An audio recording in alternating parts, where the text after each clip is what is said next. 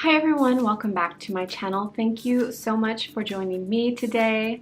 My name is Lynette and welcome. So today I want to share with you part one of my top 10 zero waste essentials. So I'll be getting through 5 of them. So of course this video is geared towards my fellow zero wasters, but it is also geared towards family, friends, and others who maybe wouldn't consider themselves zero waste, but are perhaps interested, open, and available to making simple changes in their daily habits that could have a wonderful impact on our environment. So if you're interested, please keep watching. My first recommendation to you, and this is pretty much a no-brainer, is to use a reusable water bottle. Chances are you already have a water bottle or 2 or 3 sitting in the cupboard at home, and this is an excellent way to reduce your plastic footprint. The production of plastic water bottles consumes 17 billion gallons of oil annually, which is enough to power 1.3 million cars annually.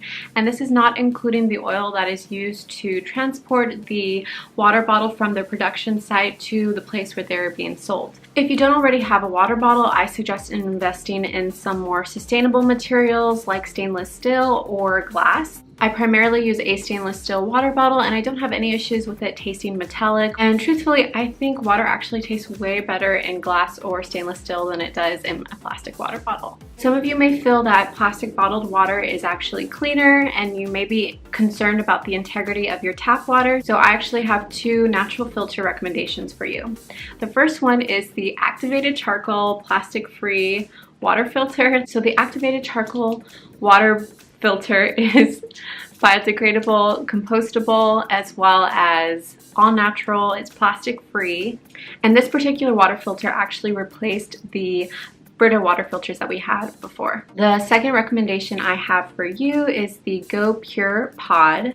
A single pod replaces 2,000 plastic water bottles. It filters things like lead, E. coli, chromium, and many other impurities. It is a simple and affordable way to filter your tap water. The second habit that you can start to introduce is using reusable napkins. This is pretty simple. You can use a handkerchief, or perhaps there's an old t-shirt or clothing that you were planning on throwing out. You can just cut those into strips and voila, you have a napkin. You can even invest in some cloth napkins. My only recommendation is that you purchase it with natural materials like organic cotton. 31,500,000 gallons of water are used to produce 41 million, I think that's it, 45 million paper napkins per day. Now, cloth napkins obviously do have a footprint as well. They do consume energy and natural resources to be produced, and they also consume water when you're washing them and laundering them. However, cloth napkins are still the champions over disposable napkins. So what I personally do is I stick 1 or 2 cloth napkins in my purse. I also have 2 handkerchiefs that I use for my nose or any touching up my makeup if I have smears under my eyes. I mean, there's just lots of things that you can use them for. And that's what I use instead of paper napkins. The next recommendation I have for you is to take with you utensils on your outings. I mentioned this in my September favorites video. I'll have it linked in the cards, but I use bamboo reusable utensils. I prefer the bamboo just because they're lighter than maybe bringing your utensils that you have at home. You can definitely just pack a spoon and a fork that you already have into your purse and keep it with you, or even guys, I don't know if you have like a man purse or like a little zero waste bag that you can take with you, but anyways, definitely bring reusable cutlery with you. It's going to make a huge difference for the environment. So many natural resources are actually used to create those plastic spoons and forks. Really, at the end of their lifespan, they are destined for the landfill. They're really not recyclable, so they're just like a really bad product altogether. 600 million plastic spoons, forks, and knives end up in our lands and our oceans, and it is absolutely devastating. I just think, what if every person really just started to take their own reusable cutlery to work, to lunch, to restaurant that only offers plastic, or when you're trying to eat on the go?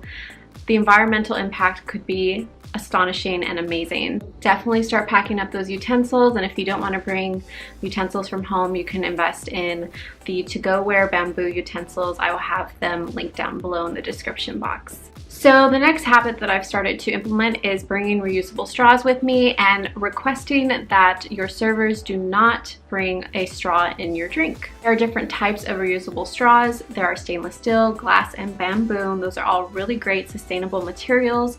I personally use these stainless steel straws and I love them. Now you may be thinking, but it's a plastic straw, it's not even that big, it's so small and insignificant in the grand scheme of things. Does it even really matter? And I say it absolutely does.